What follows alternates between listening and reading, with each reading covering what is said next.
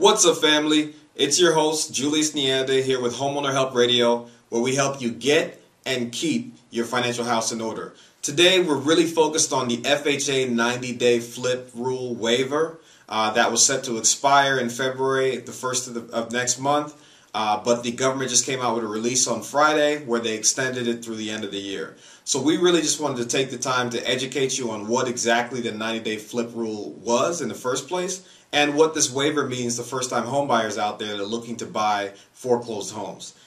We did two things. One, we did our regular show where we have a PowerPoint slide where we educate you on the concepts, but we also spent some time with an actual investor in the market in Oakland today, where he took us around to his different properties. He's a really good friend of mine, and talked through the process and some of the challenges and how this FHA financing is involved. So stay tuned. We got a great show. Thanks for being with us tonight. We are in the studio so late, but we're bringing you this information because the press release just came out yesterday. Welcome to the slide presentation portion of today's show. This is episode 6 on the FHA 90-day flip rule. This is part of our program and guideline series where we try to give you insight into how the lender and underwriter evaluates whether or not to lend you money. Let's jump into these slides.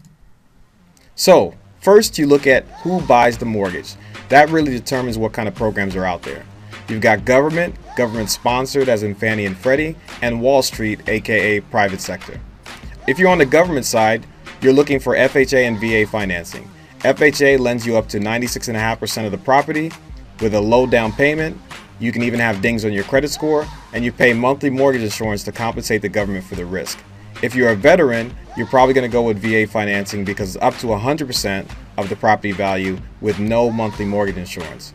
You also have another program that's kind of special, which is USDA, also a great program, but on the conventional side. So you can see the split between government and conventional. USDA offers 100% financing, but it only in specific areas, and you have income limitations. Most common loan is A paper, which is a low loan amount, good credit, low debt to income ratio, and a high down payment. I've got up here Alt-A and subprime, which basically is Wall Street's attempt to get into lending. They've stopped doing that since 2006, although they may slowly start clawing back as the market shows that those mortgages can be paid on time. We're going to focus on FHA financing because that's where the bulk of first-time homebuyers go, and especially in this market. So back in 2003, when the market was going crazy, I mean, prices kept going up and up, and nobody knew how far it was going to go up or how crazy it was going to get. Bush came out with a property flipping rule because that was their attempt to try to put ease on the market. They looked at it and said property flipping is occurring, and property flipping occurs when a recently purchased property is resold for a considerable profit with an artificially inflated value.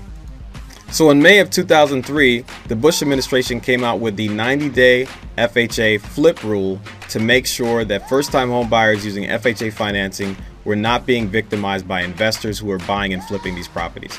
So they basically put 3 restrictions on when the property could be sold. If the property sale occurred within 90 days of when that investor bought it, rehabbed it, and threw it back on the market, that buyer was not eligible for an FHA loan.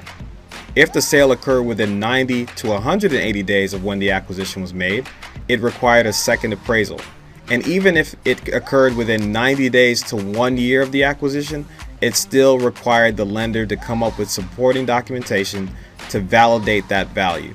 So in essence, FHA 90-day flip rule made it extremely difficult for home buyers using FHA financing to purchase foreclosed properties. Fast forward to 2011, and the market's completely different. It's come down from being extremely expensive to being a little more affordable for homeowners out there. And with that, the Obama administration came with a response that said, let's allow first-time home buyers to get back into the market and buy up some of these foreclosed homes. So on January 15th, 2010, they placed a waiver on this rule. Now, the thing that sparked a whole bunch of panic throughout the market is that this waiver expired basically next week. And so everybody was trying to figure out whether or not the Obama administration would extend it. Well, they did. So now we got a waiver through the end of 2011. Now, FHA will lend with rules that still stay in place, and the rules that stay in place are you still must have an arm's length transaction. There can be no relationship between the seller and the buyer. They also want to make sure that if the sale price is 20% higher than what that investor bought it and flipped it for, then the lender must meet specific documentation requirements to validate that value. So certain rules are still in place, but the great news is that we have this great waiver and first-time home buyers can go out there and use FHA financing to purchase foreclosed homes. So parting notes.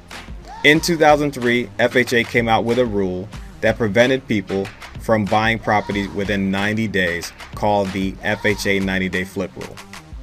A waiver was issued on January 15, 2010 that lasted through February of this year.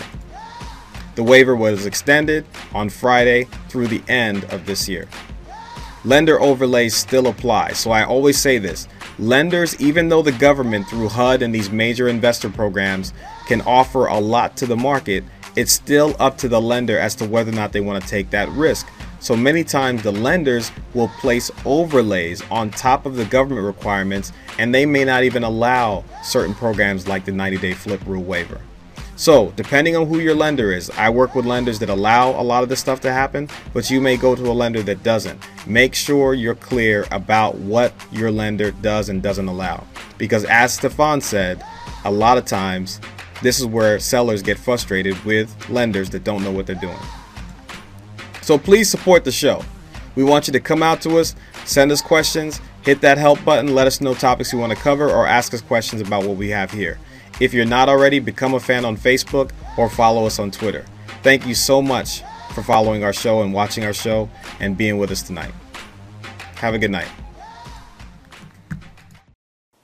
Welcome back. We hope you got some good information on the slides and the presentation that we just had.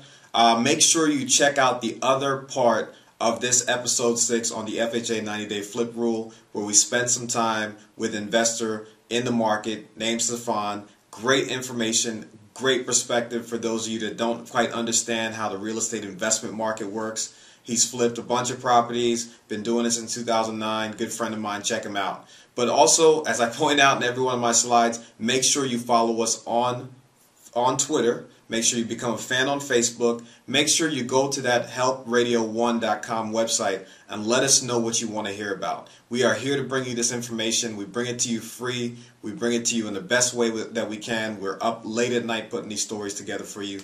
Make sure you touch base with us. All right? Have a great night. Thank you for watching helpradio1.com.